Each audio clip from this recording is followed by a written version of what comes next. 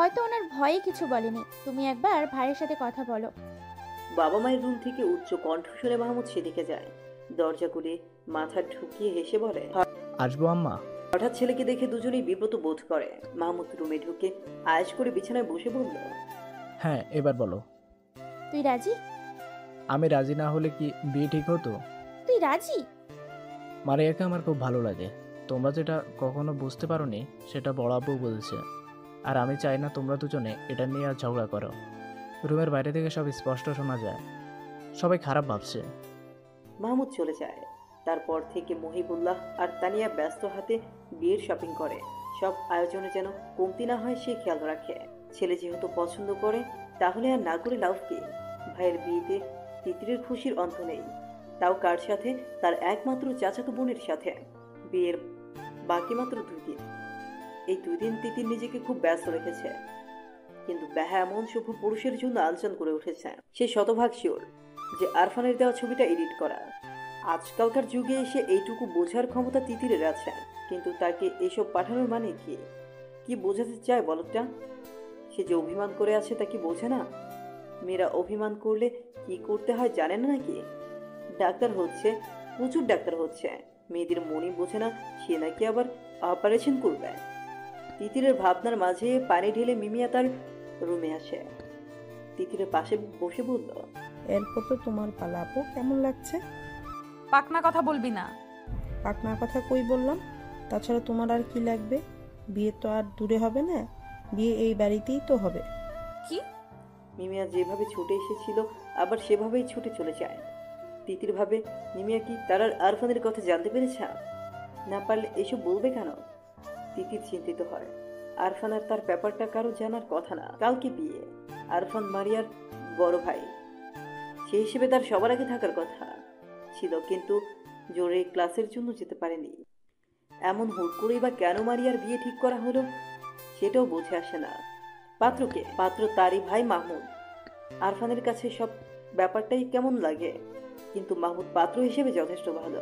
এই দিকটা দিয়ে অবশ্য ভালো হয়েছে। আর খারাপ দিকটা হলো তিতিরের সাথে কথা হচ্ছে না, তার স্বস্তি লাগছে না। সেদিন রাগের মাথায় ভুলভাল ছবি পাঠালেও পরে মনে হয়েছে কাজটা ঠিক হয়নি। বাচ্চাদের উপর রাগ করতে হয় না, বাচ্চাদের বোঝাতে হয় আদর করে। আদরের প্রসঙ্গ আসাতেই তার হাত গালে চলে যায়।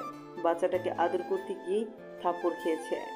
কই, তিতির তো একবারও ফোন করে সরি বললো না। আবার তার মাঝে অভিমানের দেয়াল টুই টুই করে বেড়ে যায়। বাড়ি এসে পুরো দমে কাজে লেগে পড়ে।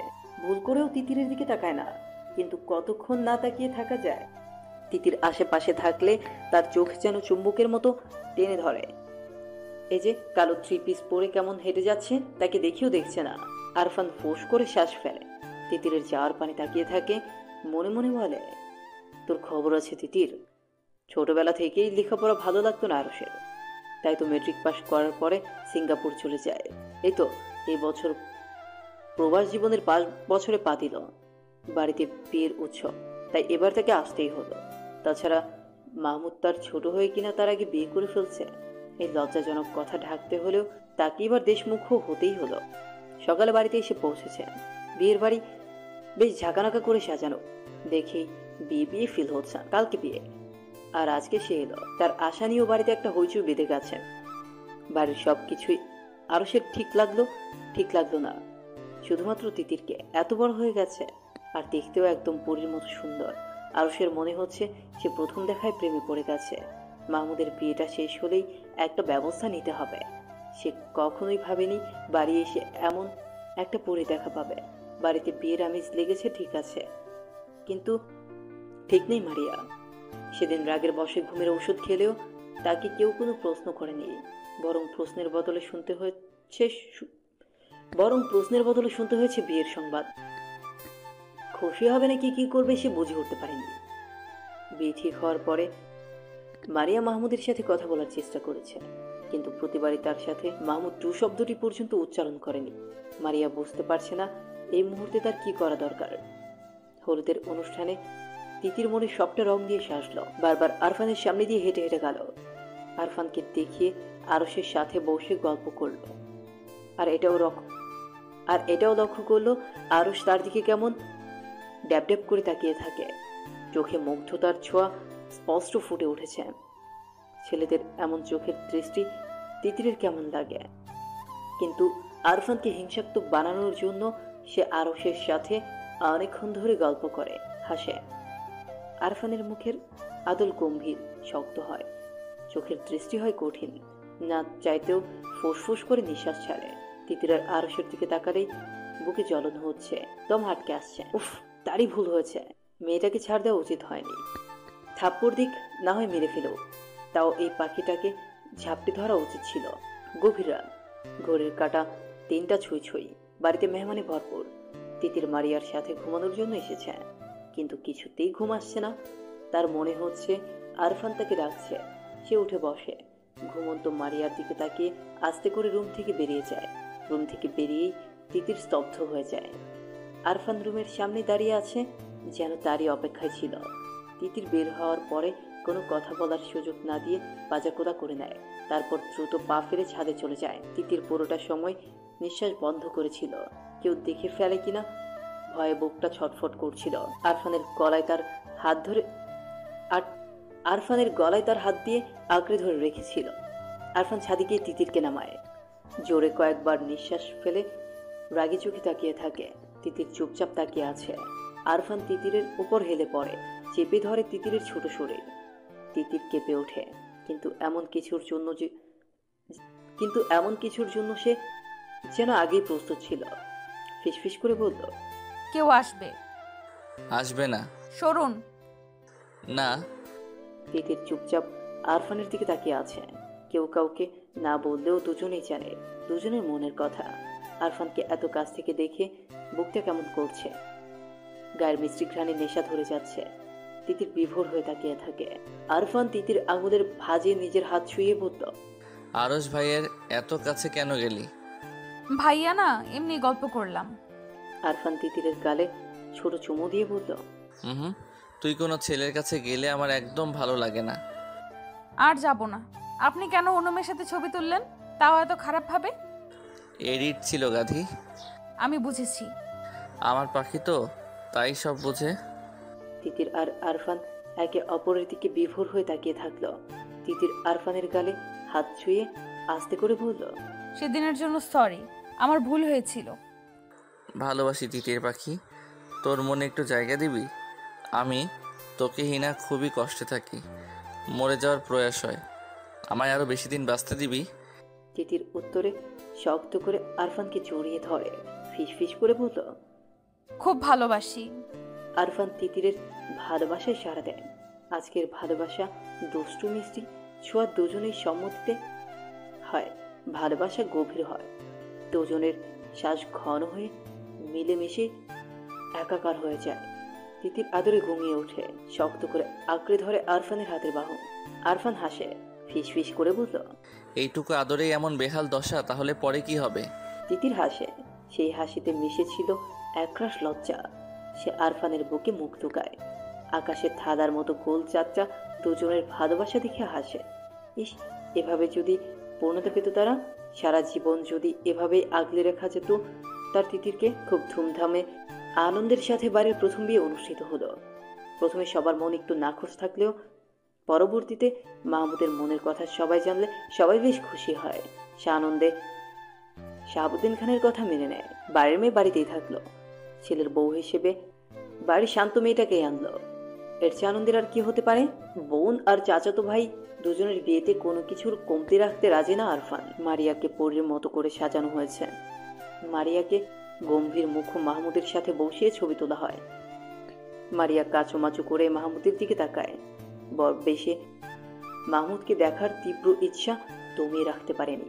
সে তাকানোতে মাহমুদ তার দিকে রাগে চোখে গম্ভীর দৃষ্টি নিয়ে দেখে। মাহমুদের এমন দৃষ্টি দেখে মারিয়া ভরকে যায়। সোজা তাকিয়ে ভাবে, মাহমুদ এভাবে তাকাচ্ছে কেন? সে তো এখন তার স্ত্রী, তাহলে এভাবে তাকাবে কেন?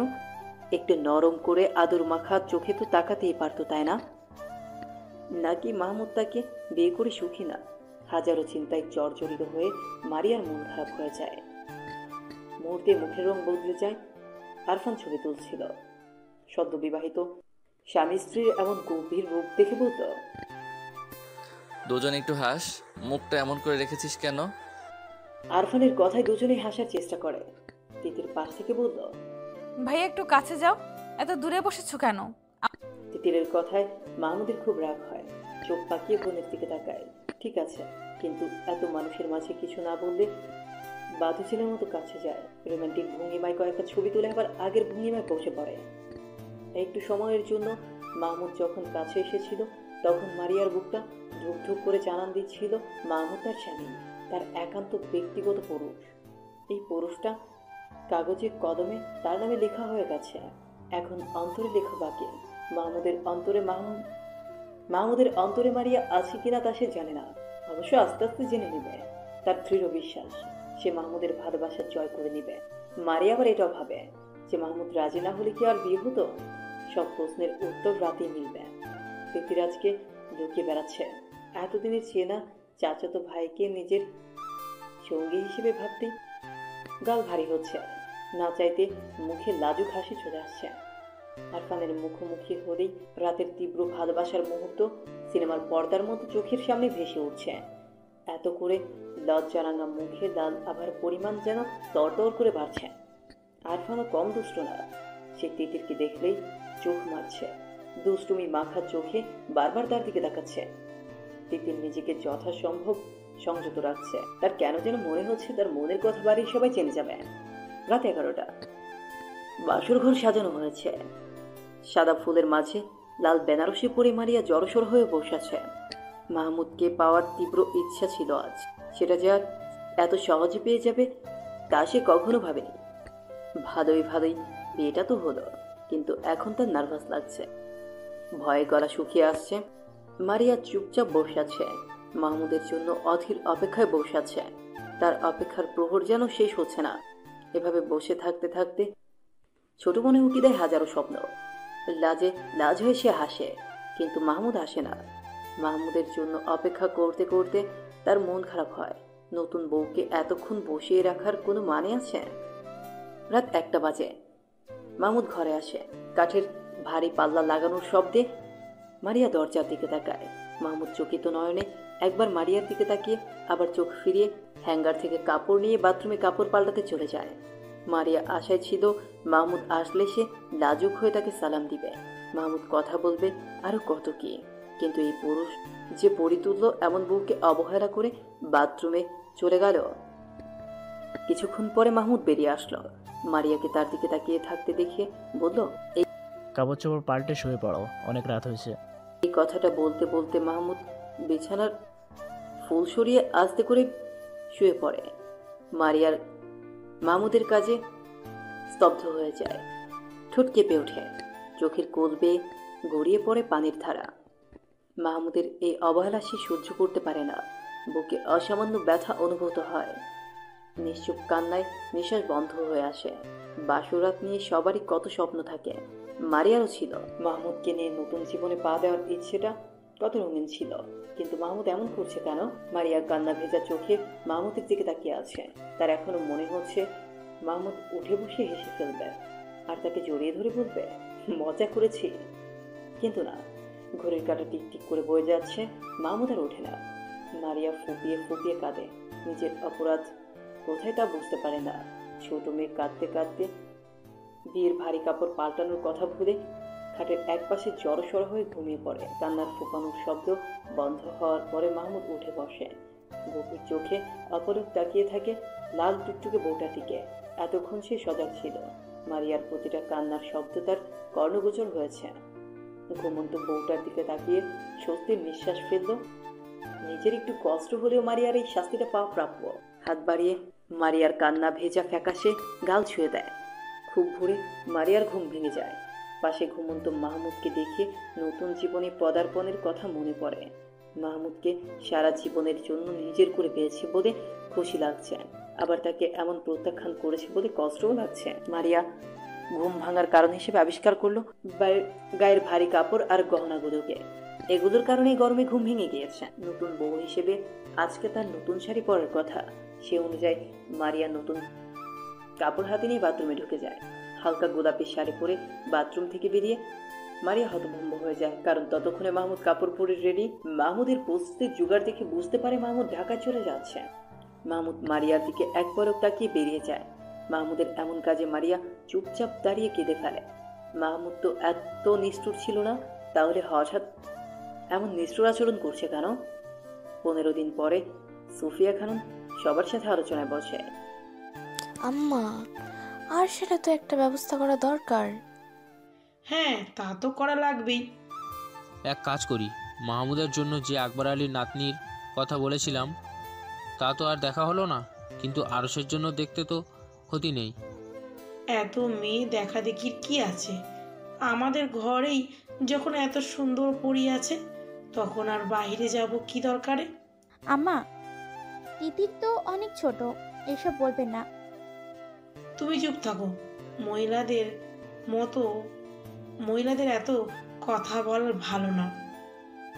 আম্মা, তিতিরকে কিভাবে বিয়ে দেব? ও ছোট। মরিয়াও তো তিতিরের বয়সী। মাশাআল্লাহ, কি সুন্দর বিবাহিত জীবন। না বাবুই, তাই হয় না। আমার একটা মেয়ে, আমার অনেক স্বপ্ন। আমার ছেলে কি ফলানো? বিয়াদবের মতো তর্ক করবি না। আমার ছেলের কাছে তোর মেয়ে যত সুখে থাকবে, অন্য কোথাও এমন সুখ পাবে? আমার ছেলের মতো এমন ছেলে পাবি? তানিয়া এবার কেঁদে দেয়। স্বামী আর ভাসুরের দিকে তাকিয়ে বলল, আমার মেয়ে আমি বিয়ে দেব না। এত কথার দরকার কি? আরসের সাথেই তিতিরের বিয়ে হবে, আর এটাই আমার সিদ্ধান্ত। আমার সিদ্ধান্ত এইবারই চূড়ান্ত কথা। এই বিয়ে নিয়ে হাজারো কথা কাটাকাটি হয়, কিন্তু কেউ জয়তুন বেগমকে ওনার সিদ্ধান্ত থেকে নাড়াতে পারে না। শেষে জয়তুন বেগম বলল, আমার ছেলে হিসেবে যদি আমার কথা না রাখিস, তাহলে আমার মরা মুখ দেখবি। বুড়া বয়সে আমি কলঙ্ক করে মরব। মায়ের এমন কথার পরে আর কোনো কথা হয় না। ছেলেরা আর কিছু বলার সাহস পায় না। আরসের সাথে তিতিরের বিয়ে ঠিক হয়। কলেজ থেকে বাড়ি এসে এসব শুনে তিতির গলা ছেড়ে কাঁদে। দেয়ালের সাথে কপাল আঘাত করে কপাল ফুলে রক্তাক্ত করে ফেলে। চিল্লিয়ে চিল্লিয়ে বলে, আম্মা, আমি কিন্তু বিয়ে করব না। এই বুড়িকে বিয়ে দাও। আমাকে কেউ বিয়ের কথা বললে আমি বিষ খেয়ে নেব। মেয়ের মুখে এমন কথা শুনে মহিবুল্লাহ খান এগিয়ে আসেন। ওনার আম্মাকে উনি অনেক মান্যগণ্য করেন। মেয়ের গালে থাপ্পড় দিয়ে বলে, এত কথা বলিস কেন? বিয়ে ঠিক হয়েছে, বিয়ে হবে, এত কথা বলবি কেন? তিতির রুমে গিয়ে আরফানকে ফোন দেয়, কিন্তু ফোন বন্ধ। বন্ধ ফোনের দিকে তাকিয়ে তিতির কেটে দেয়। তিতির সিদ্ধান্ত নেয় যে আরফানের কথা সবাইকে বলে দিবে। চুপ থেকে প্রিয় মানুষকে হারানোর কোনো মানে হয় না। সে শেষবারের মতো আরফানের নাম্বারে ফোন দেয়। এবার ফোন রিসিভ হয়। ও পাশ থেকে আদুরে কণ্ঠ ভেসে আসে, সরি সোনা, আমি ক্লাসে ছিলাম। তুমি কতগুলো ফোন দিয়েছ। আমাকে কি খুব মিস করছে আমার তিতিরটা? আমাকে তো বিয়ে দিয়ে দিচ্ছে। বাচ্চা মেয়েকে বিয়ে করবে কে? সত্যি আপনার বিশ্বাস হচ্ছে না? আরফান এবার চিন্তিত হয়। তিতিরের কান্না ভেজা গলার স্বর কানে লেগেছে। কপালের চামড়া কুঁচকে আসে। কি হয়েছে তিতির? কাঁদছো কেন? দাদি আমার বিয়ে ঠিক করে ফেলেছে। কার সাথে? আরশ ভাইয়ের সাথে। আরফান রাগে কিরবির করে ওঠে। প্রথম দিন থেকে আরশের দৃষ্টি অন্যরকম ছিল। একটা ছেলে আরেকটা ছেলের চোখের দৃষ্টি বোঝার ক্ষমতা আছে। আরফানও আরশের চোখের ভাষা বুঝতে পেরেছে, কিন্তু ভাবেনি ব্যাপারটা এত দূর এগোবে। তার ইচ্ছে করছে আরশের গালে ঠাটিয়ে একটা থাপ্পড় দিতে। বেয়াদব লোক। আরফানকে চুপ করে থাকতে দেখে তিতির বলল, আপনি কিছু বলুন। আমি কি করব? আপনাকে ছাড়া আর কাউকে বিয়ে করব না। আর কাউকে বিয়ে করবে কেন? তুমি তো আমাকে বিয়ে করবে, আমার বউ হবে। কেউ মানবে না। তারপর আরফানকে বাড়ির পুরো ঘটনা বিস্তারিত জানায়। সব শুনে আরফান বলল, আমি সব ঠিক করে নেব, তুমি এত ঘাবড়ে যেও না। আমার ভয় হয় আপনাকে না হারিয়ে ফেলি। দূর পাগল, আমি তোমার আছি, তোমারই থাকবো, একটু হারাবো না। ভীষণ ভালোবাসি। আমি তো জানি আমার তিতির সোনা আমাকে কত ভালোবাসে। আমিও তিতিরকে ভীষণ ভালোবাসি। সে কি জানে? আরফানের উপর তিতিরের ভীষণ বিশ্বাস। সে জানে আরফান থাকতে কোনো বিপদ তাকে ছুঁতে পারবে না। আরফানের এই কথাগুলো তাকে অনেক সুখ দেয়। সে সুখী গলায় বলল, জানি, খুব ভালো করেই জানি। জানলে বিশ্বাস রেখো, তুমি আমার এই কথাটা মনে রেখো। আচ্ছা। আরফান ফোন রেখে ছোট একটা ব্যাগে প্রয়োজনীয় জিনিসপত্র নিয়ে বাড়ির উদ্দেশ্যে বেরিয়ে যায়। তার দাদি জয়তুন বেগমকে সে হারে হারে চেনে। একবার যেহেতু সবাইকে রাজি করিয়েছে সেহেতু বিয়ে না করানো পর্যন্ত শান্ত হবে না। শাহাবুদ্দিন খান চুপচাপ বসে আছেন, চোখের দৃষ্টি বেশ গম্ভীর, যে কেউ দেখলে বুঝতে পারবে যে উনি গভীর কোনো চিন্তায় মগ্ন। সালমা রাতের কাজকর্ম সেরে রুমে এসেছে অনেকক্ষণ, কিন্তু স্বামীর কোনো সারা শব্দ পাচ্ছে না। তার সাথে এ পর্যন্ত কোনো কথা বলেনি। সালমা এগিয়ে যায়, কাঁধে হাত রেখে বলল, কি ভাবেন? আম্মা হঠাৎ তিতিরকে কেন আরশের বউ বানাতে চাচ্ছে? সালমা বেগম এই ব্যাপারটা নিয়ে নিজেও ভেবেছেন, কিন্তু শাশুড়ির উপর কথা বলার সাহস তার নেই। তার শ্বশুর ইহলোক ত্যাগ করার পর সবাই তাদের আম্মাকে প্রাণ ভরে মানে, মায়ের উপর কথা বলে না। উনি যা বলে সে কথাই চূড়ান্ত সিদ্ধান্ত হিসেবে গণ্য করা হয়। শাহাবুদ্দিন বলল, তিতিরের কান্নার শব্দ শুনেছ? মেয়েটার বোধহয় এই সিদ্ধান্ত মানতে পারছে না। হ্যাঁ, সারাদিন কান্নাকাটি করছে, দেওয়ালে মাথা ঠুকে কপাল ফুলিয়ে ফেলেছে। মহিবুল্লার তো মা রোলো। আরশ তো দেখতে শুনতে ভালোই, কিন্তু তিতির এমন পাগলামি করছে কেন? ওর কি কোনো পছন্দ আছে নাকি? বাচ্চা মেয়ে, ওর কি পছন্দ থাকবে? তাছাড়া এমন কোনো ভাবভঙ্গিমা তো দেখিনি। আমাদের মারিয়াও কিন্তু বাচ্চাই ছিল, শান্ত ছিল, কোনো ভাব ভঙ্গিমা ছাড়াই মাহমুদকে ভালোবেসেছে। আমরা কি তা টের পেয়েছি? সালমা কথাটা ভাবলেন, কথা সত্যি, মেয়েদের উপর দেখে কখনো তাকে যাচাই করতে নেই। মহিবুল্লাহ বিছানায় সোজা হয়ে শুয়ে আছে, তানিয়া পাশে বসে বলল, তানিয়া শুনেন, বিয়েটা কি হওয়াই লাগবে? হ্যাঁ, ওর রাজি আর ওর রাজিতে কিছু আসে যায় না। তিতি রাজি না। আজকাল মেয়েদের সিদ্ধান্ত ছাড়া বিয়ে দেওয়া তো ভালো না, পরে সংসারে অশান্তি হয়। যেহেতু আম্মু যেহেতু বলেছে, তাহলে তিথির জন্য আরেশাই ঠিক। আমার মায়ের কোনো সিদ্ধান্ত ভুল হতেই পারে না। আপনার কোনো কথা নেই? না, আমিও এই সিদ্ধান্ত সমর্থন করছি। দীর্ঘশ্বাস ফেলে চুপ করে থাকে। তিতির এই বিয়েতে রাজি না। উনিও আরশকে একমাত্র মেয়ের জামাই করতে চান না, কিন্তু না চাইতেও করতে হবে। উনি যে নিরুপায়। রাত 2টার দিকে তিতিরের মনে হলো তার রুমে কেউ আছে। ড্রিম লাইটের আলো এসে দেখতে পায় এক মানব এক দৃষ্টিতে তার দিকে তাকিয়ে আছে। এত রাতে তার রুমে কে আসতে পারে তা ভেবেই তিতিরের গলা শুকিয়ে যায়। মনে মনে ভাবে, এটা বুঝি আরশকে ভেবেই তিতির চিৎকার করার প্রস্তুতি নেয়। মানুষটা বুঝি তিতিরের মনের কথা স্পষ্ট শুনতে পেল, তাই তখনই আলতো করে তিতিরের গাল ছুঁয়ে দেয়। তিতির চমকে ওঠে, অসময়ে প্রিয় স্পর্শ পেয়ে অবিশ্বাসের চোখে তাকিয়ে থাকে। চোখ থেকে ঘুম ঘুম ভাব ছুটে পরিচিত প্রিয় পারফিউমের গন্ধে। বারানো হাতটা আঁকড়ে ধরে নিজেকে বোঝাতে চায় এটা স্বপ্ন না, এটা বাস্তব। আবছা অন্ধকারে আরফানের পশম ভরা পুরুষালী হাতে তিতির পাগলের মতো চুমু দেয়। হাতটা টেনে গালে মিশিয়ে নেয়। তিতিরের কাজে আরফান বলে, পাগল মেয়ে। তিতির সত্যি পাগলের মতো কেঁদে ফেলে। হঠাৎ তিতিরের কান্নায় আরফান বিচলিত হয়, উঠে লাইট জ্বালিয়ে দেয়। তিতির আসাম করে বসে কাঁদছে। লাইটের আলোয় আরফান দেখতে পায় ফর্সা গায়ের তিতিরের কপাল কালচে দাগরত, গোলগাল গালে আঙুলের ছাপ ফুটে উঠেছে। প্রিয়তমার চেহারায় এমন দাগ দেখে তার বুকটা মুচড়ে ওঠে। দ্রুত তিতিরের কাছে এগিয়ে যায়, নরম স্পর্শে তিতিরের কপাল ছুঁয়ে দেয়। গালের ফোদা অংশে হাত বুলিয়ে বলল, এসব কি? বিয়ে দিয়ে দিচ্ছে, তাই আগে দেয়ালে আঘাত করেছি। তাই বলে নিজেকে আঘাত করতে হবে? আমি আছি না। আরফান ভীষণ যত্ন নিয়ে তিতিরের আঘাত ছুঁয়ে ছুঁয়ে দেখে। তিতির কিছুক্ষণ চুপ করে থেকে বলল, ভুল হয়েছে। জীবনে যেমন পরিস্থিতি আসুক না কেন, কখনো নিজেকে আঘাত করার কথা ভাববে না, মনে থাকবে? আর গালের আঘাতটা? আব্বা বিয়ে করব না বলাতে মেরেছে। আরফান যত্ন আদর দিয়ে তিতিরের গাল ছুঁয়ে দেয়। তারপর লাইট নিভিয়ে আস্তে করে দুজন বাড়ি থেকে বের হয়ে যায়। তিতির বারবার জিজ্ঞেস করে কোথায় যাচ্ছে, কিন্তু আরফান চুপ থাকতে বলে। এত রাতে আসতে গেলেন কেন? আমার প্রেমিকার বিয়ে হয়ে যাচ্ছে, আমি ঢাকায় বসে থাকবো? হোক বিয়ে, তাতে কি? আমাকে মেরে ফেলতে চাস নাকি? যদি মেরে ফেলতে চাস তাহলে বিয়ে করে নে।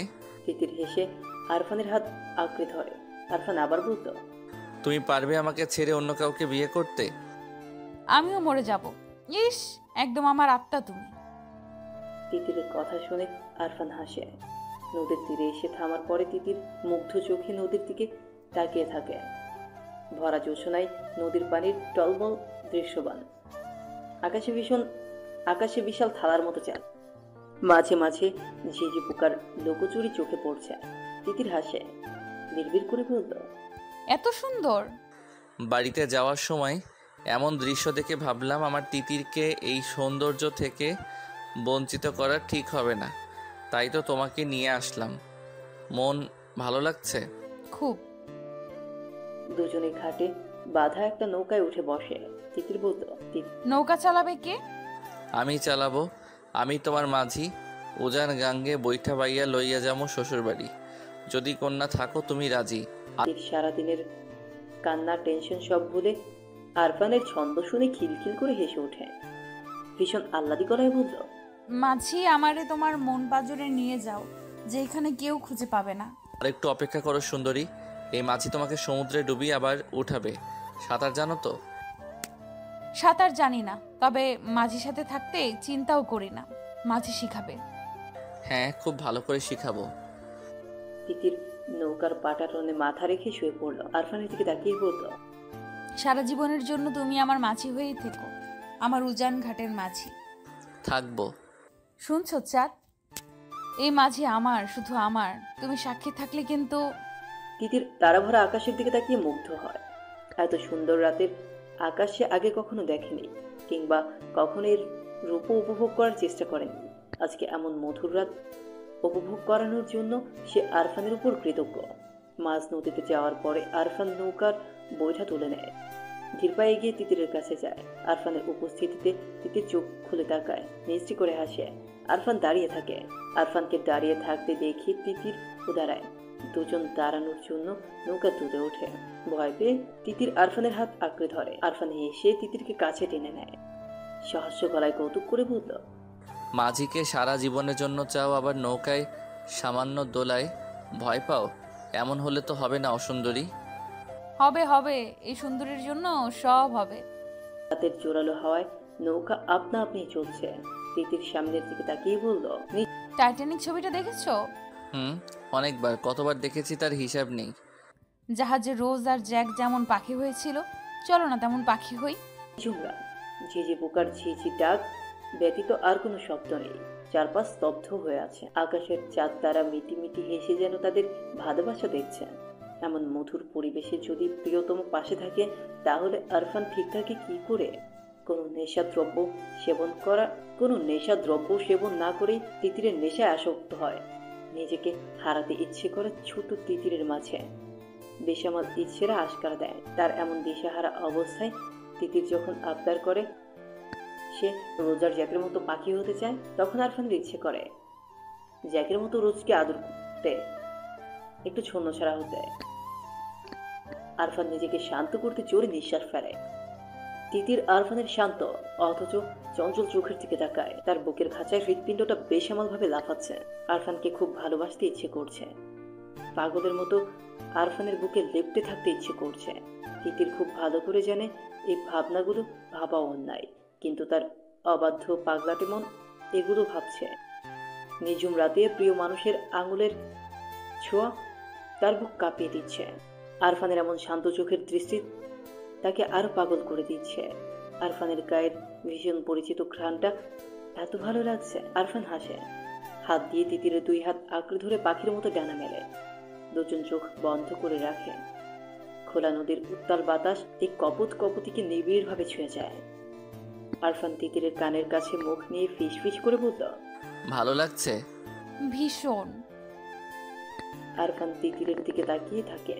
তিতির আরফানের বুকের সাথে পিঠ লাগিয়ে সামনে চোখ বন্ধ করেছিল, কিন্তু হঠাৎ অনুভব করে গলায় ঠোঁটের স্পর্শ। তিতিরের সর্বাঙ্গ কেঁপে ওঠে, অবশ হয়ে আসতে চায় হাত পা। সে চোখ খুলে তাকায়, মাথা ঘুরিয়ে আরফানের দিকে তাকায়। আরফানকে তখন অন্যরকম লাগছিল, নেশায় আচ্ছন্ন হয়েছিল। দুজনের চোখে চোখে কথা হয়।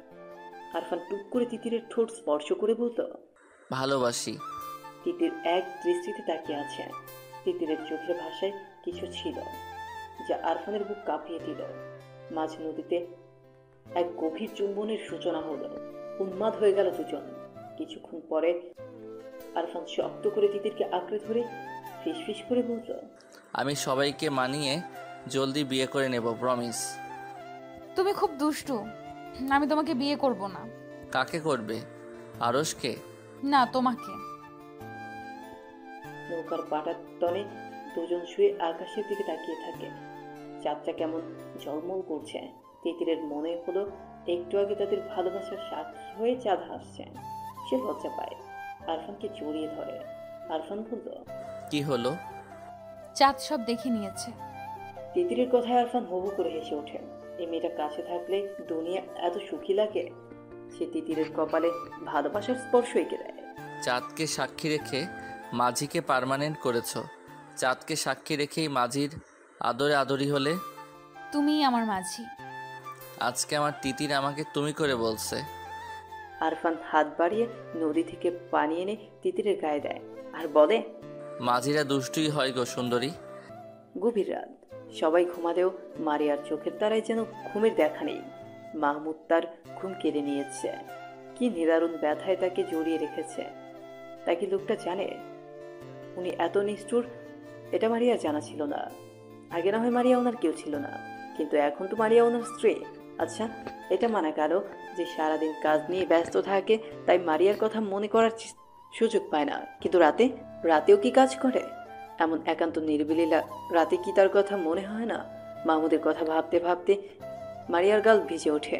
কান্না করা যেন তার নিয়মিত রুটিন হয়ে গিয়েছে। মাহমুদ বাড়ি আসে না, এটা একরকম শাস্তি। কিন্তু মোবাইলের নাম্বার ব্ল্যাকলিস্ট রাখার মানে কি? মারিয়া যে যোগাযোগ করবে এমন একটা রাস্তাও সে খুলে রাখেনি।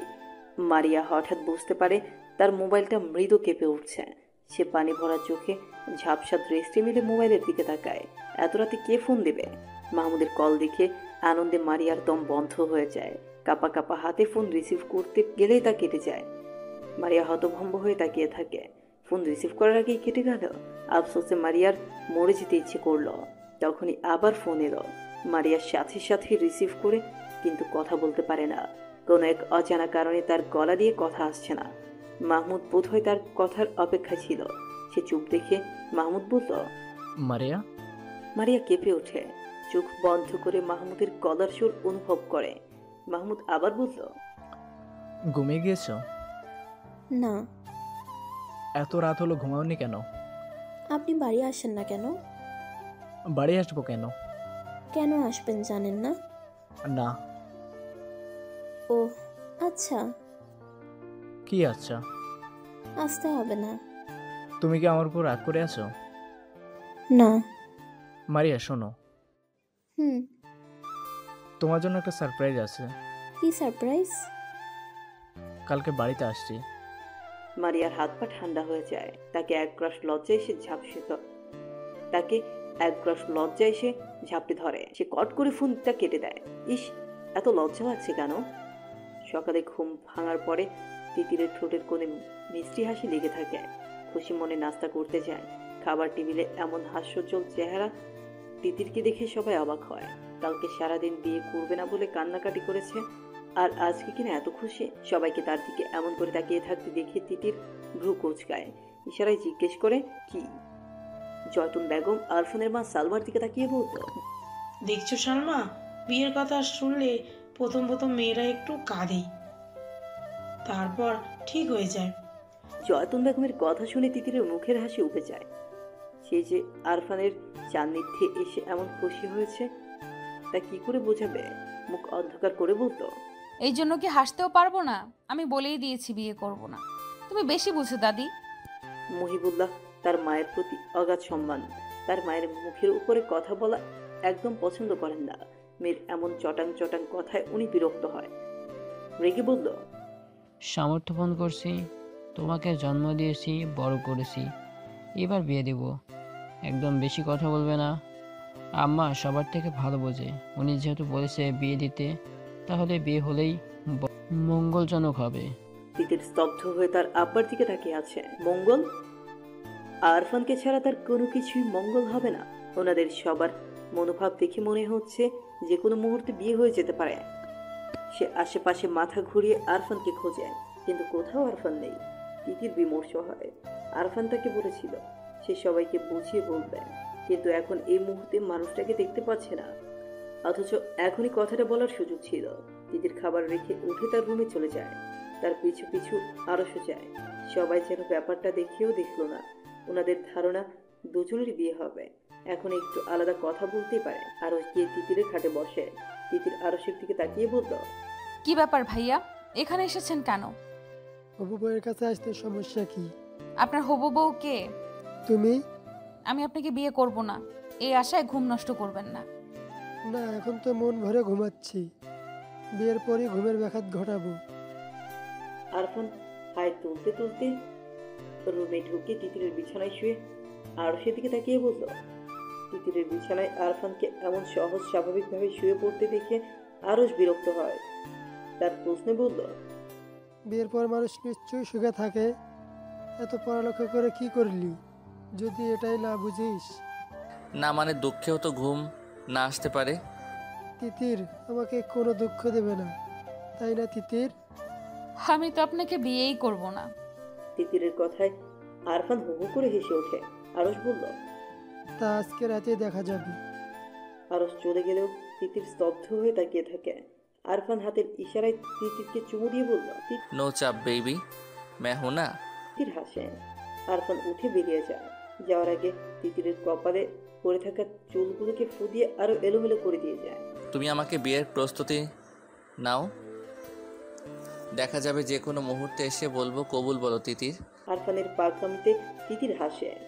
আরশের পক্ষে যদি বাড়ির সবাই থাকে তাহলে শুধু আরফানের পক্ষে সে একা থাকবে। তার স্থির বিশ্বাস যে আরফান তাকে নিজের করে নিতে পারবে। দুপুর হতে হতে আরফান আর তিতির এটা বুঝতে পারে যে আরশের সাথে আজকে বিয়ে হয়ে যাবে। আরফান হাসে। সন্ধ্যা নাগাদ সবার অগোচরে তিতিরকে নিয়ে বেরিয়ে যায়। ঘন্টাখানেক পরে দুজন ফিরে আসে। বাড়িতে ততক্ষণে হট্টগোল পড়ে গিয়েছে। শাহাবুদ্দিন আরফানের সামনে দাঁড়িয়ে বলল, কোথায় গিয়েছিলি? আমরা বিয়ে করেছি আব্বা। তিতির সুখ নাকি দুঃখ কোনটা অনুভব করছে তা তার বোধগম্য হচ্ছে না। তার শরীর মৃদু কাঁপছে। আরফানের হঠাৎ সিদ্ধান্তে সে তৎক্ষণাৎ ভাবনায় পড়ে গিয়েছিল। সবাইকে না জানিয়ে বীর মতো এমন গুরুত্বপূর্ণ সিদ্ধান্ত একা নেওয়া কি যে সেই কথা? কিন্তু তার আরফানের দিকে তাকিয়ে মনে হলো এই মুহূর্তে যদি সে সায় না জানায় তাহলে সারা জীবনের জন্য প্রিয় মানুষকে হারিয়ে অন্য মানুষের বুকে অনিচ্ছায় যেতে হবে। গুমড়ে কেঁদে মরতে হবে আজীবন। তিতির চোখ বন্ধ করে সিদ্ধান্ত নেয়। আরফান তো বাহিরের কোনো ছেলে না, সবার চেনা জানা নিজেদের ছেলে। হয়তো প্রথমে একটু ঝামেলা হবে, কিন্তু পরে তো সব ঠিক হয়ে যাবে। কিন্তু এখন যদি সবার ভয়ে তার দিকে আরফানের বাড়িয়ে দেওয়া হাতটা শক্ত করে না ধরে তাহলে এই মানুষটাকে সারা জীবনের জন্য হারাতে হবে। এটা তিতির কখনোই মানতে পারবে না। তাছাড়া তার ভালোবাসি কি এতই ঠুমকো নাকি যে হাত ছেড়ে দিবে? সবার রৌদ্র মূর্তি দেখে তিতিরের বুকটা ধরাস ধরস করে কেঁপে ওঠে। সে আরফানের পিছনে গিয়ে দাঁড়ায়। সবকিছু আরফানই মোকাবেলা করবে।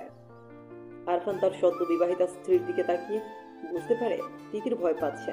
সে সবার অগোচরে হাতের মৃদু চাপে তাকে আশ্বস্ত করে দেয়। তিতির আরফানের পিঠের কাছে শার্ট শক্ত করে ধরে। শাহাবুদ্দিন খান আরফানের দিকে শক্ত চোখে তাকিয়ে আছে। আরফান সবার দিকে তাকিয়ে মনোভাব বোঝার চেষ্টা করছে। শাহাবুদ্দিন খান কোনো কথা না বলে ঠাস করে আরফানের গালে থাপ্পড় দিয়ে ফেলে। ওনার এমন কাজে উপস্থিত সবাই হতভম্ব হয়ে যায়। শাহাবুদ্দিন খান আর মারার আগে সালমা বেগম ছেলেকে আঁকড়ে ধরে বাধা দেয়। গায়ে হাত তুলেন কেন? ছেলে কি এখনো ছোট আছে? যা বলবেন মুখে বলেন। তুমি সামনে দাঁড়িয়েছো কেন? ওকে কথা বলতে দাও। সালমা বেগম সরে দাঁড়ান। আরফান মাথা নিচু করে দাঁড়িয়ে আছে। আরফানের এখনো বিশ্বাস হচ্ছে না যে তার আব্বা তাকে মেরেছে। তার মুখের থমথমে ভাব পেছনে দাঁড়ানো তিতিরও টের পায়। সে টুকরে কেঁদে ওঠে। শাহাবুদ্দিন খান বলল, আর এমন কাজ করার মানে কি? বিয়ের বয়স হয়েছে না? বিয়ের বয়স হয়েছে তো আমাকে বলতি। তাছাড়া বিয়ে করার জন্য কি দেশে আর মেয়ে ছিল না? ওর ভাই আমার বোনকে বিয়ে করেছে, তাই আমি ওকে বিয়ে করেছি। আরফানের এমন যুক্তি শুনে সবাই হতভম্ব হয়ে যায়। জয়তুন বেগমের এমন সিদ্ধান্ত যে আরফান হাতের তুড়িতে নষ্ট করে দেবে তা কে জানতো? উনি রাগে লাল হয়ে বলল, বিয়াদবের মতো কথা বলিস না। আরফান তার দাদির দিকে তাকায় কিন্তু কিছু বলে না। শাহাবুদ্দিন খান বলল, মামুন মারিয়াকে বিয়ে করেছে বলে তুই তিতিরকে বিয়ে করেছিস? হ্যাঁ, এটা কোনো কারণ হতে পারে না, সঠিক কারণ বল। এটাই কারণ। শাহাবুদ্দিন খান ওনার ছেলেকে ভালোভাবেই চিনেন। ছেলের মুখের কথায় এক, চোখের ভাষায় এক। উনি গম্ভীর গলায় বলতো, থাপড়ে দাঁত ফেলে দেবো বেয়াদব। আরফানের তার আব্বার রাগ সম্পর্কে ধারণা আছে। সে গম্ভীর গলায় কারণটা বলল। মুখের ভাব এমন যেন খুবই গুরুত্বপূর্ণ কাজ সম্পাদন করেছে। আমি তিতিরকে ভালোবাসি। আরফানের এমন সরল স্বীকারোক্তিতে সবাই হতবাক। কে কি রকম প্রতিক্রিয়া দেবে সেটাই বুঝে উঠতে পারছে না। আরফান আর তিতিরের মাঝেও যে এমন সম্পর্ক থাকতে পারে তা বোধহয় কারো মাথায় ছিল না। সবাই যখন আশ্চর্য হয়ে কথা বলার ভাষা হারিয়ে নির্বাক, তখন শাহাবুদ্দিন খান স্বাভাবিক যেন উনি এই ব্যাপারে সম্পূর্ণ জানতেন। ভালোবাসিস সেটা বললেই হতো, এমন কাজ করার দরকার কি? বলার সুযোগ ছিল নাকি? তার আগেই যে বিয়ে দিয়ে দিচ্ছেন। আর তিতিরকে বিয়ে দেওয়ার ব্যাপারটা কি আমি বসে বসে দেখব? তাই বলে হুম। তুই তিতিরকে জোর করে বিয়ে করেছিস? মানে বড় আব্বু, এই বিয়েতে আমার সম্মতি ছিল। জয়তুন বেগম ওনার ছোট ছেলের দিকে তাকায়। মহিবুল্লাহ খান যদিও রেগেছিলেন, কিন্তু ভাই যেখানে নিজের ছেলেকে শাসন করছে সেখানে উনি আর কি বলবেন ভেবে পান না। কিন্তু এখন মেয়ের কথা শুনে ওনার মাথায় রক্ত চড়ে যায়। ক্ষিপ্ত গতিতে মেয়ের দিকে যায়। আরফানের পেছন থেকে তিতিরকে টেনে সামনে এনে তাকে মারতে প্রস্তুত হয়। তিতিরকে আঘাত করার আগে আরফান তিতিরকে আঁকড়ে নিজের কাছে নিয়ে বলল, খবরদার চাচ্চু, তিতির এখন শুধুমাত্র আপনার মেয়ে না, সে এখন আমার স্ত্রী। আর আমার সামনে আমার স্ত্রীকে আঘাত করার কথা ভাববেন না। আরফানের এমন প্রতিরোধী মনোভাবে সবাই তার দিকে তাকিয়ে থাকে। তানিয়া বেগম সুখী হবেন নাকি মেয়ের উপর রেগে যাবেন তা ঠিক বুঝতে পারছে না। শাশুড়ির পছন্দ অনুযায়ী বিয়ে হওয়ার চেয়ে আরফানের কাছে বিয়ে হওয়াতে যেন ঠিক ভালো হয়েছে। ডাক্তার জামাই। তানিয়া বেগম হাসি হাসি মুখে মেয়ে আর মেয়ে জামাইয়ের দিকে তাকিয়ে আছে। এই যে আরফান ওনার মেয়েকে আগলে রেখে ওনার স্বামীর আঘাত থেকে রক্ষা করলো, এই ব্যাপারটা দেখে উনি আরফানের পক্ষে চলে গেলেন। কজন স্বামী নিজের স্ত্রীকে এমন আগলে রাখে? আরস পরিস্থিতি দেখে যদিও কষ্ট পেয়েছে, কিন্তু এখন শত কথা কাটাকাটি মারামারি করলেও কি তিতির আর তার হবে না। তাই সংসারে অশান্তি করার কোনো মানেই হয় না। সে তার আম্মাকে কোনো কথা বলতে নিষেধ করে, যদিও উনি কথা বলতে চাচ্ছিলেন।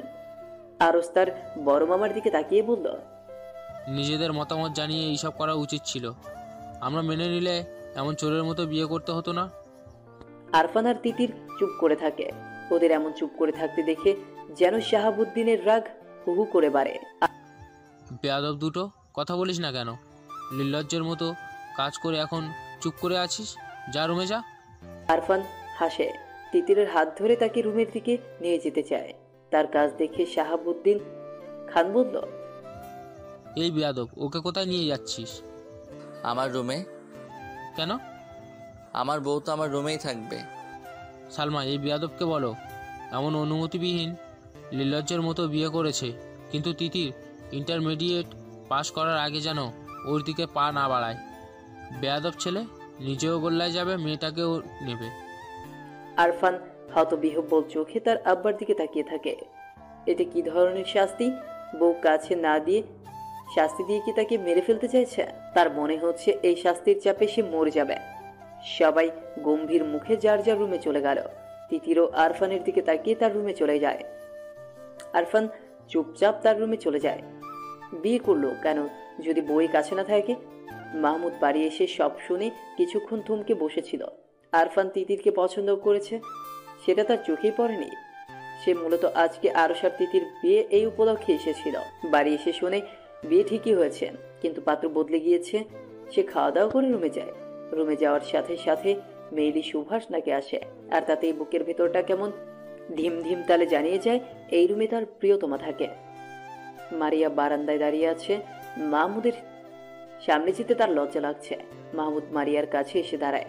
মাহমুদের উপস্থিতিতে সে কেঁপে ওঠে, নিঃশ্বাস বন্ধ করে দাঁড়িয়ে থাকে। মাহমুদ চুপচাপ মারিয়ার গায়ের মৃদু শিহরণ দেখেন। কিছুক্ষণ পরে বলল, কি ব্যাপার, ভালো আছো? মারিয়া হাসি মুখে মাহমুদের দিকে তাকায়। তার অতি কাঙ্ক্ষিত পুরুষ তার দিকে কেমন হাসি হাসি চেহারা নিয়ে তাকিয়ে আছে। মাহমুদ মারিয়াকে কিছু বলতে না দেখে বলল, চুপ করে থাকলে কিন্তু আবার চলে যাব, সেটাই চাইছো নাকি? মারিয়ার চোখে পানি চলে আসে। চলে যাবে? কত কান্না, আল্লাহর দরবারে ফরিয়াদ করেছে যেন মাহমুদ ফিরে আসে। ফিরে এসেছে, কিন্তু এখন আবার চলে যাওয়ার হুমকি দিচ্ছে কেন? মারিয়ার কান্না ভেজা মুখের দিকে তাকিয়ে মাহমুদ বলল, আচ্ছা যাব না। আপনি আমাকে এমন যন্ত্রণাদায়ক শাস্তি দিচ্ছেন কেন? তুমি তো আমাকে শাস্তি দিয়েছো, কিভাবে? নিজেকে শেষ করে দিতে চেয়েছো। এর থেকে বড় শাস্তি আর কি হতে পারে? মারিয়া অবাক হয়ে মাহমুদের দিকে তাকিয়ে আছে। মাহমুদ হেসে বলল, ভালোবাসি। মারিয়া লজ্জা পায়, লাজুক হেসে রুমে চলে যায়। সেদিকে তাকিয়ে মাহমুদ বলল, রুমে গেলে তো আরো লজ্জা পাবে লজ্জাবতী বউ। মাহমুদ রুমে যায়, নিজেকে প্রস্তুত করে মারিয়াকে প্রস্তুত হতে সময় দেয়। সত্যি বলতে তার লজ্জা লাগছে। বিয়ে করা বউয়ের কাছে যেতে এত লজ্জা লাগছে, তা দেখে আকাশের ক্ষয়ে যাওয়া চাঁদ মিটিমিটি হাসে। সেই হাসির সাথে মাহমুদের হাসি প্রশস্ত হয়। রাত 12টা। তিতিরের সাথে তানিয়া আক্তার ঘুমোতে এসেছেন। এই ঘুমানোর হুকুম তার ভাসুরের দেয়া। আরও একটা হুকুম জারি হয়েছে, তা হলো আগামী 1 বছর আরফান বাড়িতে আসতে পারবে না। আরফান চুপচাপ তাতে সাই জানিয়েছে। এইসব ভাবতে ভাবতে তিতিরের মোবাইলের আলো জ্বলে উঠল। আরফানের নাম্বার দেখে তিতির তার মায়ের দিকে তাকায়। তানিয়া বেগম এতক্ষণ মেয়েকে হাজারো প্রশ্নে জর্জরিত করে তুলছিলেন। মোবাইলে আলো দেখে বলল, আরফান ফোন দিতেছে তাই না? ভাইজান তোদের ভালোর জন্যই এসব বলছে, কিন্তু যা আজকে কথা বল। তিতির হাসি মুখে বারান্দায় চলে যায়। মোবাইল রিসিভ করে বলল, এত রাতে কি চাই? আকাশে এত সুন্দর চাঁদ, অথচ আমি চাঁদহীন। এই নিষ্ঠুর পৃথিবীতে বাঁচতে চাই না। আমাকে বাঁচাতে চাইলে এখনই আমার বউ চাই। তিতির খিলখিল করে হাসে। আরফান বলল, হেসো না সুন্দরী, আমার বুকে আগ্নেয়গিরি লাভা ফুটছে আর তুমি হাসছো। আমার কি করা উচিত? আমার দুঃখে তোমারও দুঃখী হওয়া উচিত। আফটার অল কাছে থাকলে আমার মতো একটা চকলেট বয় পেতে, এখন তার পাচ্ছ না, সেই দুঃখে দুঃখী হও। তিতির আরফানের মন খারাপের আবহাওয়া ঠিক টের পায়। তারও যে খারাপ লাগছে না তা নয়, তারও খারাপ লাগছে। ছটফট করছে বুকের ভেতরটা। সে আস্তে করে বলল, আচ্ছা আব্বা, এটা একটা কাজ করলেন বলো? বিয়ে করেছি অথচ বউ কাছে নেই, আজব। বিয়ে করলেই বউ কাছে থাকতে হবে? 100% থাকতে হবে। বিয়ে করার পরেও যদি বউয়ের বদলে কোলবালিশ বুকে নিয়ে থাকতে হয়, তাহলে কিভাবে হবে? এই শোকে যদি আমি শুকিয়ে মরে যাই, তার দায়ভার কে নেবে? তুমি। বিয়ে করে ফায়দা কি হলো ভাই? আমি সারা জীবনের জন্য আপনার হয়েই গেলাম, এটাই লাভ। হ্যাঁ বুঝেছি। সেটাই কি যথেষ্ট না? যথেষ্ট। তাহলে আর কি? আমার যে বিয়ে বিয়ে ফিলিংস আসছে না, এর জন্য বউ চাই? হ্যাঁ, বিয়ের পরে বউকে জড়িয়ে ধরতে না পারলে, আদর করতে না পারলে কি করে মনকে বোঝাবো যে আমার একটা নাদোষ নুদোষ বউ আছে? মাহমুদ আর মারিয়াও তো আমাদের বয়সী, ওরা তো একসাথে থাকছে। তাহলে আমরা কি অপরাধ করেছি? সেটা আপনার আব্বাকে বোঝান। আরফানের ভীষণ রাগ হলো। মেয়েটা কি তার অব্যক্ত কথাটা বুঝতে পারছে না? সে ফোন কেটে দিল, তারপর চুপচাপ রুমে চলে গেল। কালকে ঠিকই সে ঢাকা চলে যাবে। এই মেয়ে স্বামীর কথা বোঝে না, বোকা। সকালে তিতির সোফায় বসে মোবাইল দেখছিল, তখন আরফান তার পছন্দের আইসক্রিম এনে তার সামনে বাড়িয়ে দেয়। তিতির প্রচন্ড খুশি হয়। খুশির ঠেলায় মনে মনে আরফানের নাকের ডগায় চুমু খায়। হাত বাড়িয়ে বক্স ধরতে গেলে আরফান সরে যায়। তার পাশে বসে আয়েশ করে আইসক্রিম খেতে আরম্ভ করে। আরফানের এমন কাজে তিতির আশ্চর্য হয়ে তার দিকে তাকিয়ে থাকে। প্রিয় জিনিস না দেওয়াতে এত রাগ লাগছে? আরফান আইসক্রিম খেতে খেতে বলে, কেমন লাগে বাবু? একটু দেন না। একটু না? তোর খাটাস বড় বাপ আমাকে বউ থেকে বঞ্চিত করেছে। বিয়ে করার পরেও আমাকে সিঙ্গেল রাত পার করতে দিয়েছে। তুই কি ভেবেছিস আমি তোকে খেতে দেব?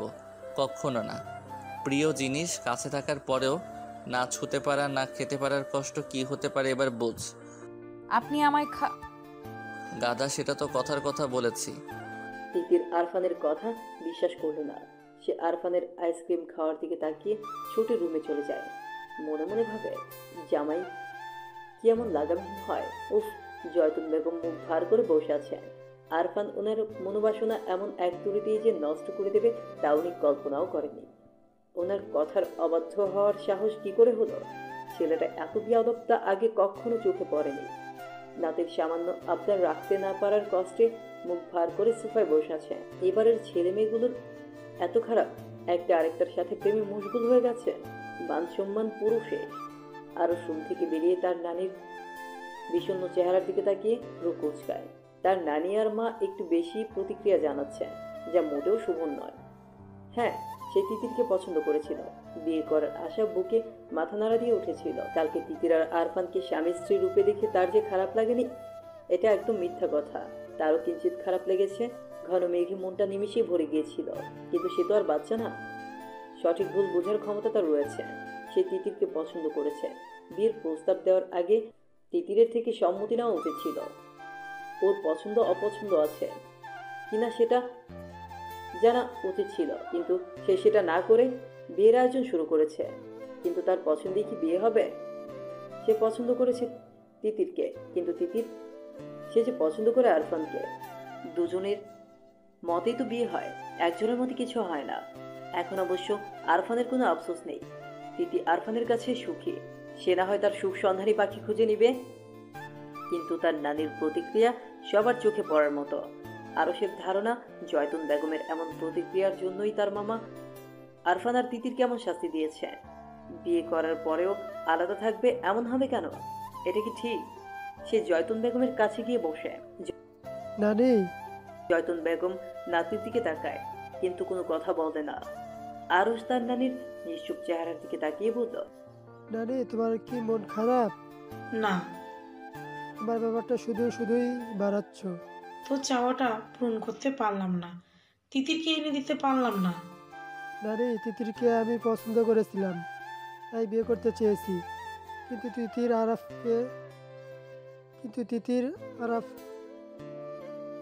তিতির আরফানকে ভালোবাসে।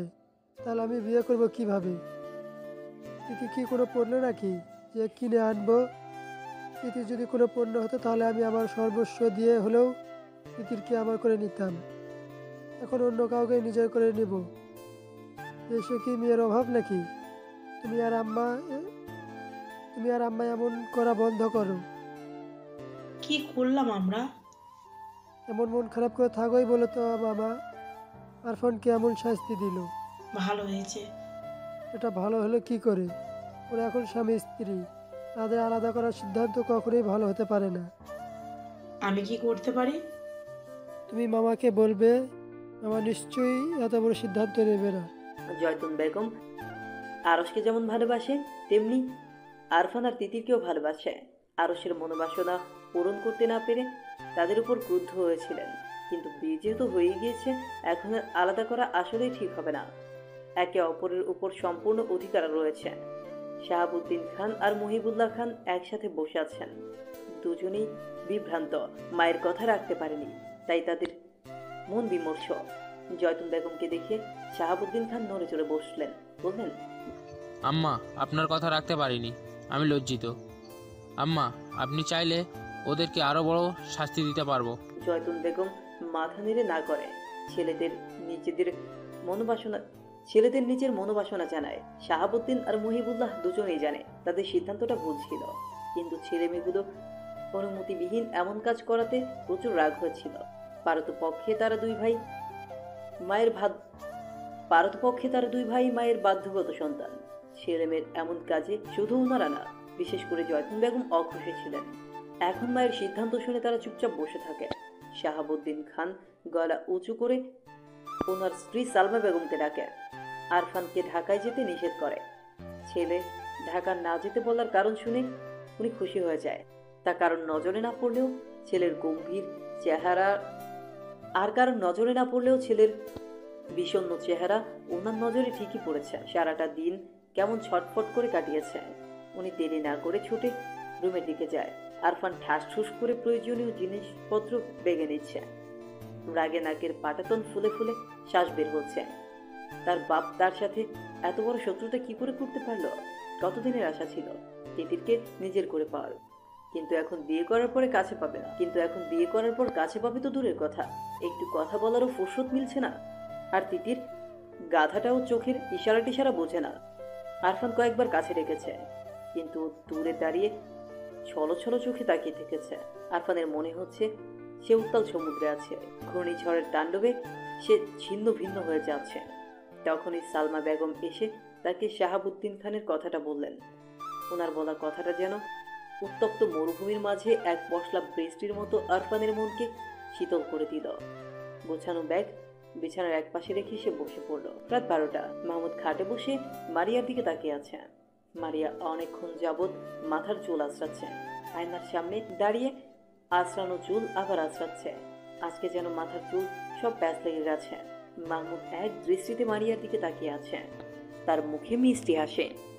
মারিয়া আয়নার মাঝে মাহমুদের এমন দৃষ্টি দেখে চুপসে যায়। গতকাল রাতে মাহমুদ বারান্দা থেকে আসার পূর্বেই সে ঘুমিয়ে গিয়েছিল। আসলে ঘুমানোর ভান করছিল যেন মাহমুদ কিছু বলার সুযোগ না পায়। কিন্তু তার চিন্তা ভাবনায় সেগুলো বালি দিয়ে মাহমুদ তার পরিকল্পনা বুঝে যায়। তারপর লাইট অফ না করে কাঁধ হয়ে শুয়ে এক দৃষ্টিতে ওর দিকে তাকিয়েছিল। মারিয়া মাঝে একবার চোখ খুলে এমন ড্যাব ড্যাব করে তাকিয়ে থাকতে দেখে মিহিয়ে যায়। আজ সারাদিন দূরে দূরে থেকেছে, বলেও রুমে আসেনি। অথচ যখন মাহমুদ তাকে পাত্তা দিত না তখন সে ঠিকই পিছু পিছু ঘুরত। এই যে এখন এত লজ্জা লাগছে, আগে কোথায় ছিল এত লজ্জা? এখন মাহমুদ কাছে আসলেও যেন ভয়ে বুকটা ধিম ধিম করে ওঠে। এই মানুষটার জন্যই কত নামাজ পড়ে আল্লাহর কাছে ফরিয়াদ জানিয়েছে, তা একমাত্র সে আর তার আল্লাহ জানে। কালকে রাতে না হয় ঘুমিয়ে যাওয়ার নাটক করে পার পেয়ে গিয়েছিল, কিন্তু আজকে পার পাবে কি করে? এত সব ভাবনার মাঝেই মারিয়া খেয়াল করে মাহমুদ বিছানা থেকে উঠে দাঁড়ায়। ধীরে ধীরে তার দিকে এগিয়ে আসছে। চুলে কি হয়েছে? কিছু না। মাহমুদ হাসে। চুল আঁচড়ানোর বাহানায় তার থেকে দূরে যাওয়ার সামান্য দূরত্বটুকু ঘুচিয়ে মারিয়ার হাতের চিরুনি তার হাতে টেনে নেয়। আলতো হাতে মারিয়ার চুল আঁচড়াতে শুরু করে। চুল আঁচড়ানোর সময় মাহমুদের মৃদু হাতের স্পর্শে সে কেঁপে ওঠে। মাহমুদ স্ত্রীর সূক্ষ্ম কাঁপন টের পায়। কাঙ্ক্ষিত নারীর সান্নিধ্যে এসে তার বুক কেমন করে ওঠে। মারিয়াকে পেছন থেকে আঁকড়ে ধরে। মারিয়া কুকড়ে যায়, কেঁপে ওঠে। মাহমুদের তপ্ত অধর মারিয়ার ঘাড়ে এসে লাগে। সে ছটফট করে ওঠে। মাহমুদ তাকে পাজাকোলা করে তুলে নেয়। বিছানায় শুয়ে মাহমুদ বলল, আজকেও কি ঘুমের বান করবে? মারিয়ার ঠোঁটের কোণে মুচকি হাসির রেখা ফুটে ওঠে। সে হাসে। মাহমুদ মারিয়ার ঠোঁটের কোণে লেগে থাকা হাসিতে হাত বুলিয়ে বলল, হাসলে হবে? কি করতে হবে? কালকে রাতে বলেছিলাম ভালোবাসি, তার উত্তর চাই। মারিয়া মনে মনে শতবার মাহমুদকে ভালোবাসি বলতে পারলেও কেন জানি মুখে বলতে পারছে না। বলতে হবে? অবশ্যই। লজ্জা লাগে। আগে পিছু পিছু ঘুরতে আর বলতে, এখন আমি তোমার বর, এখন বলতে লজ্জা লাগে? মারিয়ার সত্যি আগে মাহমুদকে দেখলে এত লজ্জা লাগতো না, এখন যত লজ্জা লাগে। সে আবারও মুচকে হাসে। মাহমুদ তার দিকে ভীষণ মায়া মায়া চোখে তাকায়। বলো না, বলো। এত মায়াবী আবদার ফেরানো যায়? মারিয়া পারল না। সে মুগ্ধ চোখে মাহমুদের দিকে তাকিয়ে থাকে। মাহমুদ মারিয়ার চোখে চোখ রেখে বলল, আগে তো ভালোবাসি ভালোবাসি বলে পাগল করে ফেলতে, এখন তো লজ্জা পাচ্ছ কেন? জানি না। লজ্জাবতী বউকে দেখতে ভালোই লাগছে, কিন্তু ওই কথাটা বলতেই হবে। মারিয়ার এত সুখ লাগছে, সে অতি সুখে সুখে হাসে হাসে হাত বাড়িয়ে সামান্য দূরে থাকা মাহমুদের গলা আঁকড়ে ধরে ফিসফিস করে বলল, ভালোবাসি আমার সুপুরুষ। মাহমুদ মুগ্ধ চোখে হাসে। অধরের ছোঁয়া দেয় তার প্রিয়তমার কপালে। মারিয়া কিছু বলতে চায়, কিন্তু অতি শান্ত পুরুষ যেন অশান্ত হয়ে গিয়েছে। মারিয়াকে কথা বলার সুযোগ দেয় না। মারিয়া চোখ বুঝে নেয়। উল্লাসে মুখরিত হয় হৃদয় প্রাঙ্গণ। আরফান রুমে এসে স্তব্ধ হয়ে দাঁড়িয়ে থাকে। সামনে আগাতে পারছে না। তিতির খাটের এক পাশে বসেছিল। আরফানের আশার শব্দে উঠে দাঁড়ায়। কি হলো? তুমি আমার কাছে, সেটা আমার বিশ্বাস হচ্ছে না। কেন? জানি না। আমি তোমার খুব কাছে ছুঁয়ে রাখো, তাহলে বিশ্বাস হবে। এমন রাতে কাঁদতে হয় না তিতির সোনা। কি করতে হয়? শুধুই আদর করতে হয়। আরফান তিতিরের নরম মোলায়েম হাতের আঙুলে নিজের আঙুল দিয়ে পেঁচিয়ে বলল, তিতির। আরফানের কণ্ঠে এমন কিছু ছিল যেটা তিতিরের বুকের ভিতরটা একদম ছারখার করে দেয়, প্রচন্ড বাতাসে নাড়িয়ে দেয়। সে আরফানের দিকে তাকায়। আরফান কেমন আদর মাখা মায়াবী চোখে তাকিয়ে আছে। আরফান তিতিরকে ছেড়ে দাঁড়ায়। তিতিরের শরীর মৃদু কাঁপছে।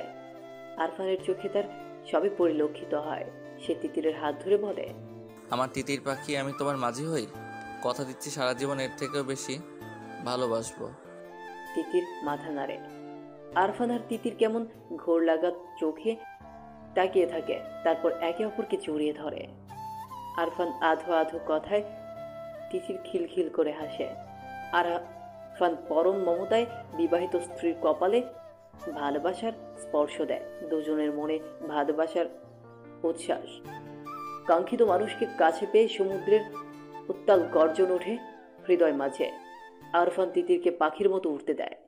তিতির আরফানের গালে ভালোবাসার ছোঁয়া দিয়ে বলল, তুমি আমার উজান ঘাটের মাছি, আমার মাছি। আরফান হাসে। ভালোবাসা তার প্রিয় তোমাকে অনেক অনেক অনেক বেশি। নিঝুম নিস্তব্ধ রাত, চারদিকে ঘুটঘুটে অন্ধকার, চারপাশ ছেয়ে আছে। রাতের দুটো পাখি জোড়ায় জোড়ায় উড়ে যায়। নিঝুম রাত, দু রুমে সার্থক কপতিরা একসাথে সারা জীবন কাটানোর প্রতিজ্ঞা করে, ভালোবাসার জোয়ারে ভেসে যাওয়ার চেষ্টা করে। সব ভালোবাসাই এমন পূর্ণতা পাক।